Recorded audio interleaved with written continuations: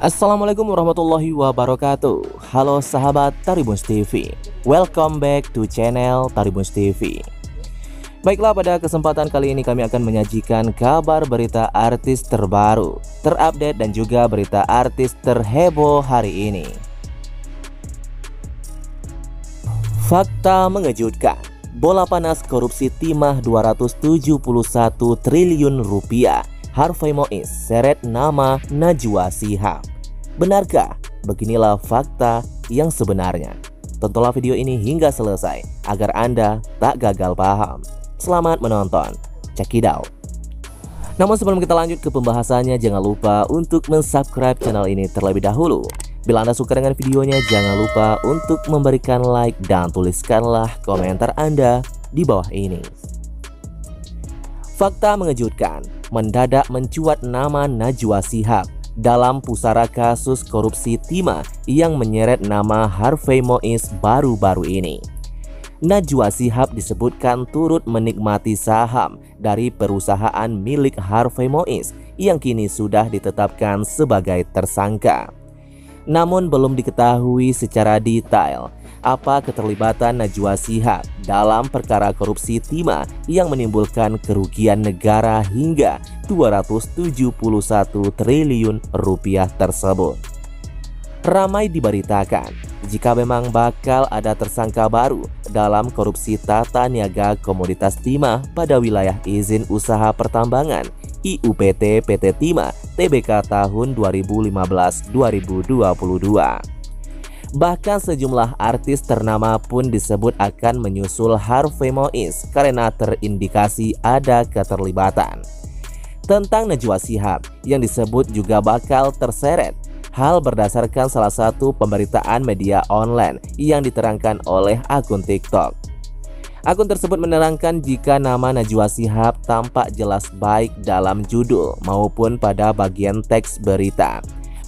Bola panas kasus Harvey Mois makin liar, nama Najwa Shihab muncul diduga ikut terseret, tulis akun tersebut. Dijelaskan bahwa Najwa Shihab menerima saham melalui perusahaan yang ia pimpin. Jika hal ini benar, maka tentu akan banyak yang tidak menyangka, mengingat Najwa Shihab merupakan sosok yang vokal dalam mengkritisi kasus korupsi di Indonesia. Dalam akun tersebut, pengacara Kamarudin Simanjuntak mengatakan bukan tidak mungkin jika dalam kasus ini tersangkanya akan terus bertambah. Apalagi 16 yang sudah ditetapkan tersangka, ini menurutnya hanya kelas-kelas kecil dari korupsi timah tersebut. Sementara itu yang besar-besarnya belum dilaporkan ke KPK juga belum ditangkap, ujarnya. Sementara belum lama ini sosok bernama Robert Bonus Susatnya yang diduga sebagai aktor utama dalam korupsi timah ini juga sudah diperiksa oleh Kejagung.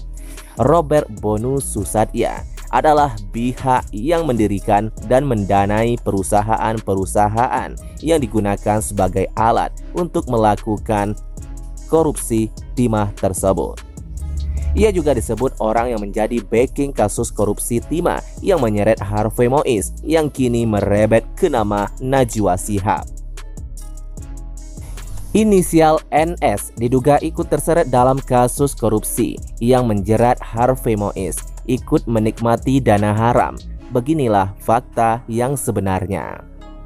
Kasus mega korupsi yang menyeret Harvey Mois suami artis Sandra Dewi hingga kini masih menjadi perbincangan publik.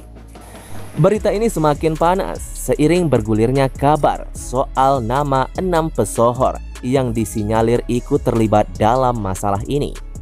Di tengah rasa penasaran publik mengenai sosok yang terlibat, tiba-tiba muncul nama presenter kondang Najwa Shihab.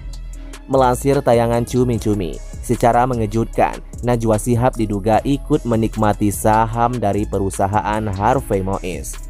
Terseretnya nama Najwa Shihab dalam pusaran kasus tersebut diungkap oleh sebuah media online belum lama ini.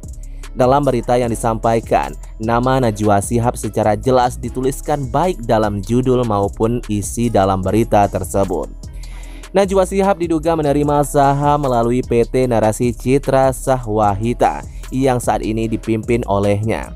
Kabar dugaan keterlibatan Najwa Shihab ini tentu sangat mengejutkan, mengingat selama ini ia terkenal sangat vokal dalam menyampaikan kritik. Seperti diketahui, sebagai presenter kondang, Najwa Shihab kerap menyindir dan menyampaikan kritik pedas pada para pelaku koruptor. Namun demikian, hingga berita ini diturunkan, isu keterlibatan presenter yang vokal dan kritis itu belum terkonfirmasi. Sementara itu, Ketut Sumedana selaku Kepala Pusat Penerangan Hukum Kejagung menyampaikan harapannya terkait kasus tersebut. Maunya kita tuh siapapun yang melaporkan data yang valid, kita apresiasi dalam rangka mendukung penegakan hukum. Kita semua pelajari, tadi saya bilang kalau memang yang bersangkutan berpotensi kedepannya jadi tersangka, tentu akan dilakukan upaya mempermudah proses pemeriksaan kedepannya. Lanjutnya lagi. Di sisi lain, Hanifah Sutrisna selaku Ketua DPP NWC menyampaikan agenda 6 tersangka baru berikutnya masih belum diungkap.